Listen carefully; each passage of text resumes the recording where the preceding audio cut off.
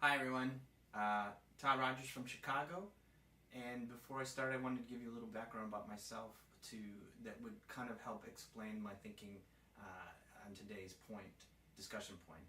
I'm currently working in medical operations effectiveness at a pharmaceutical company here in Chicago, and the medical group's main function is to generate and disseminate evidence. Um, we have a number of different functions within our group. One focuses on study development, one focuses on publication, and then one focuses on medical education, which is working with partnering externally to develop seminars and workshops and conferences and congresses around the different disease states. And my role in medical operations is to help these functions coordinate across each other. I work with them on brainstorming, I work with them on consensus building, launching systems, creating launching systems that will help them work more effectively together, as well as strategic planning, communication internally and externally.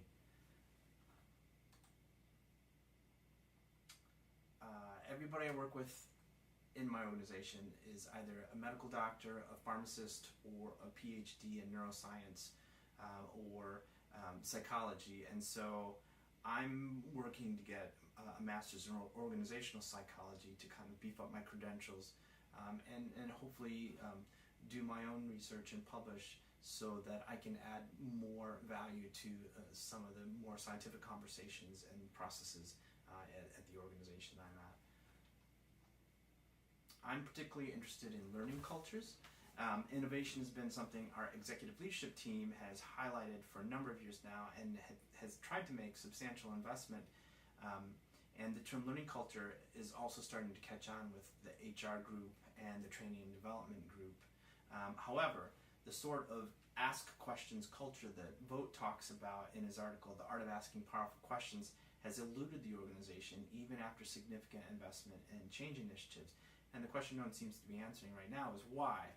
And I believe that Hofstede may hold the answer to, and that's what I want to present today. So if you look at Hofstede's outline, Hofstede, he outlines 6 dimensions for nations, and he also translates those dimensions into their counterparts for organizations. However, I want to go drill down on one that he uses for nations, which is large power distance versus small power distance, because I think that the organizational version, or looser versus tighter control, doesn't quite get at the nuance that I want to highlight today. Vogt talks about asking the big questions, big open-ended questions, and creating a culture where the expectation is for everyone and anyone to have the freedom to ask those questions. I wanted to make a side note that I frequently refer to Google's Aristotle study of high-performing teams or the norms of high-performing teams, and the number one norm that they talk about is psychological safety, or the freedom to be vulnerable, or the freedom to do something vulnerable, like ask questions. There's no way people of a low-power organization or who have low power in a power dominance organization is going to be able to fully participate in the question economy, because they're not going to be able to be they're not going to feel safe to ask questions, and that's going to be something that I highlight in the conversation here. So let's take a closer look at how power impacts the flow of questioning. Hofstede identifies organizations with large power distances. And I might add these to me are your stereotypical top-down driven hierarchy, where a lot of the decision-making is done at the top. The people at the bottom are the pair of hands, the doers. And this is a structure that I think is common to pharma. On the other end of the dimensional lever, small power distance groups. To me, this brings to mind Peter Block's book, Flawless Consulting, which we read in the previous class.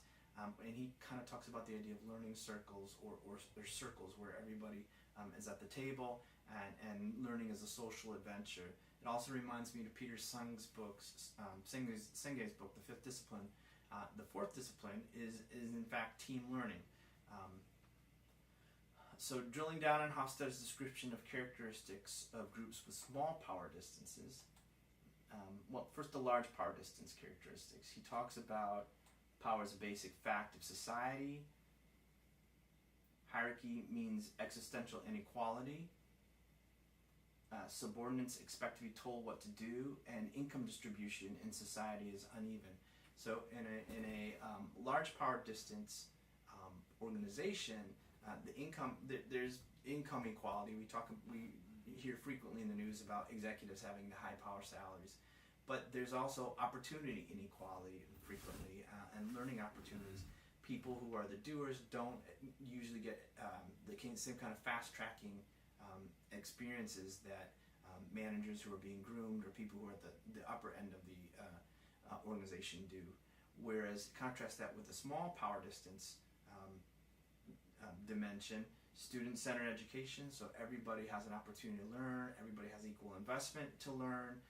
In fact, learning is seen as a group activity. Everybody has a piece of the puzzle, whether through their viewpoint or through their line of questioning, and the conclusions and the outcomes are based off of the input of everybody, and that's small power distance. Okay, so now what I want to do is, so you've got the large power distance on the left, you've got the small power distance on the right.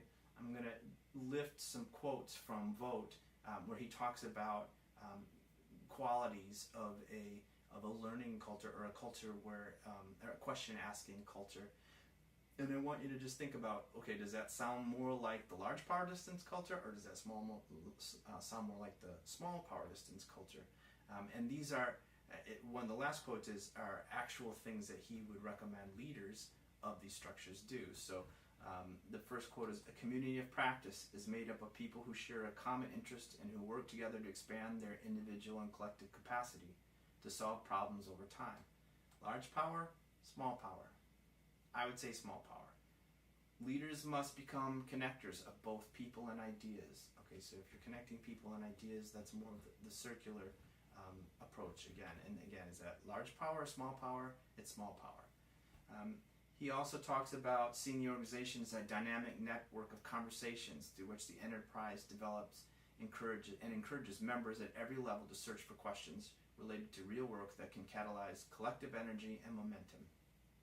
Again, connecting everybody at all levels. So there is the hierarchy, the idea of hierarchy, but everybody's treated equally. Their questions, their viewpoints, they all have a piece of the puzzle. So again, to me, that's small power distance. And then later on, he talks about, here's some things that leaders should be doing: creating a climate of discovery, suspending premature judgment, exploring underlying assumptions and beliefs, listening to connections between ideas, encouraging diverse perspectives. Again, that's a circular aspect. Honoring everyone's contribution. Again, that's a small power circular aspect. Articulating shared understandings. So everybody is learning. It's not just the people at the top who get all the information, get to make all the observations, and get to make all the decisions. And then harvesting and sharing collective discoveries. So again, it's a group learning mindset. So part of our assignment today was about designing a communication strategy that addresses this polar divide. Again, in my case, it's large power distance, small power distance, and the communication problem that I'm putting forth is, how do you communicate to an organization that has a large power distance? It's a top-down driven hierarchy.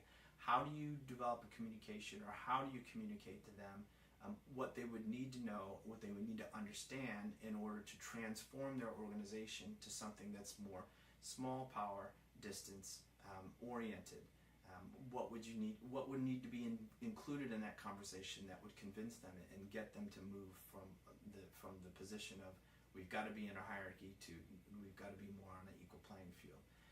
And my opinion is that because the large power distance organizations are more results for you or answer focused, results and answer focused, you need to show the data.